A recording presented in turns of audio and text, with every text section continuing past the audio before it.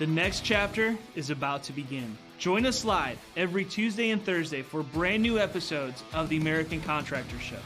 Our mission is to bring you the latest tools, innovations, and knowledge to help you become the most informed contractor in your market.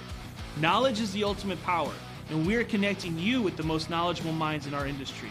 Make sure to subscribe so you never miss an episode. American Contractors, I hope you're ready. This one's for you.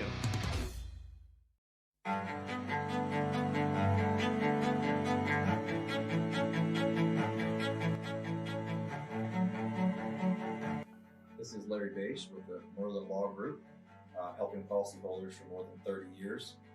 If you have a claim or your client has a claim that needs help, please feel free to call the Merlin Law Group because we are the true policyholder advocate.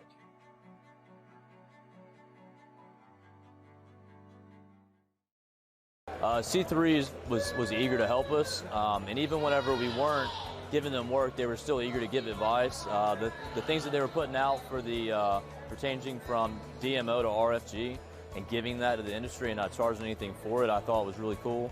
And that's stuff that I, as a contractor, appreciate. I'd recommend C3 to any contractor that's looking for a PA, especially if you're around Colorado. Great guys, man. I'm nothing but happy with the work they've done for us.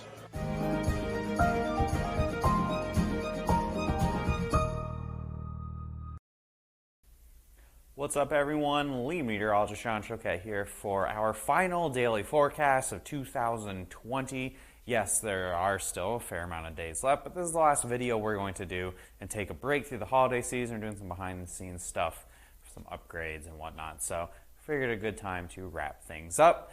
Thanks as always to our sponsors, C3 Group, Merlin Law Group, and RS Supplement and Balance Claims. As always, check them out in the description below if you're watching us here on Facebook.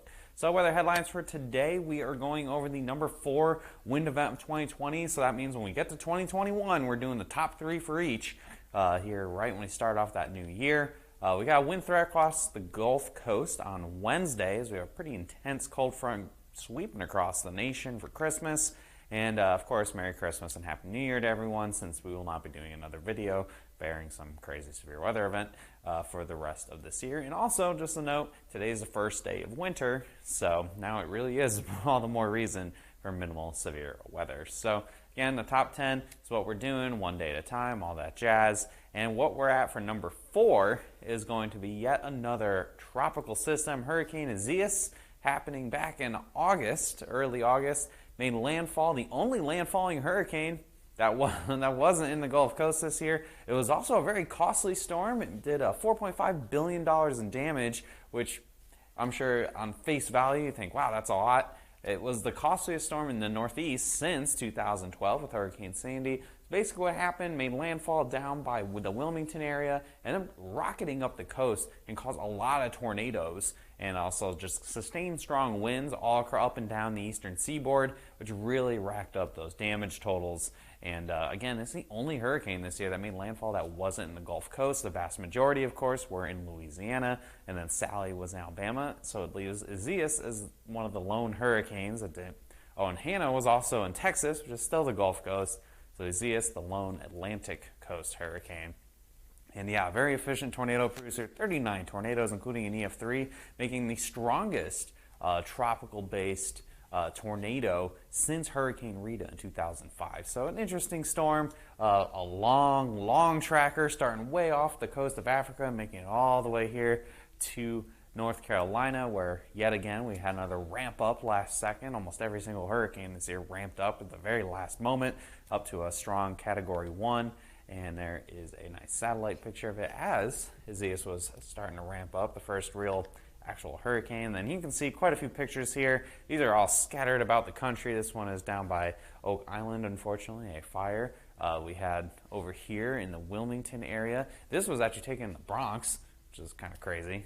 A real big time problem there with the strong winds that went through New York City. And this one's in Wethersfield, Connecticut, fairly close to where I grew up, where we had strong winds. Again, all the way up the East Coast, up into New England. A lot of power outages, a lot of roofs getting ripped off and destroyed. So again, it really kind of nickel and dimed its way up to a very intense storm. So that leaves 3 things left and 3 things left for the hail countdown. I'm guaranteeing you guys are probably, especially for the win, figuring out what the top 3 are going to be. There's going to be really no surprises for what they are. And then, of course, for hail, might be a little more challenging to figure out because there wasn't one storm that was far and away above everything else. You can put those in the comments below what you think your predictions are. And, of course, when we come back at the start of 2021, we will finish these countdowns with the top 3. And we might do some different stuff, too, other than just this one slide to go over that. So look forward to that. Hail for today, nothing for tomorrow either. We're only severe weather risk we're looking at is for wind on Wednesday, and it's right along that Gulf Coast from about Beaumont all the way to Pensacola. Could see gusts upwards of 60 miles an hour. Again, very intense systems going to be pushing across the country, and the only area of instability is really hugging the ocean here. So that's all we're really going to see, and after that, I think we're getting up into the 60s. Christmas Day. A lot of that snowpack that happened last week is going to melt with a lot of rain. And then after that, I think things are going to be pretty quiet here to end out 2020, unless it doesn't. 2020's had a lot of surprises. So you see the nice cold front ripping through there on your Wednesday. Again, no hail really with this. It's going to be a line of storms, a couple gusts up to 60, not a huge deal.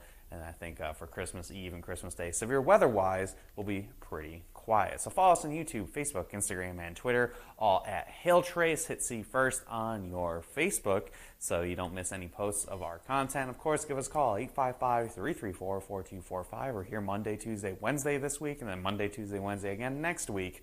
And you can email us as well, info@hailtrace.com, and visit our website at hailtrace.com. And finally, let's see if I can actually get this to play. There we go. We got Merry Christmas and Happy New Year from everyone here at HailTrace. We'll see you in 2021, guys. Have a great rest of your year and a happy holiday.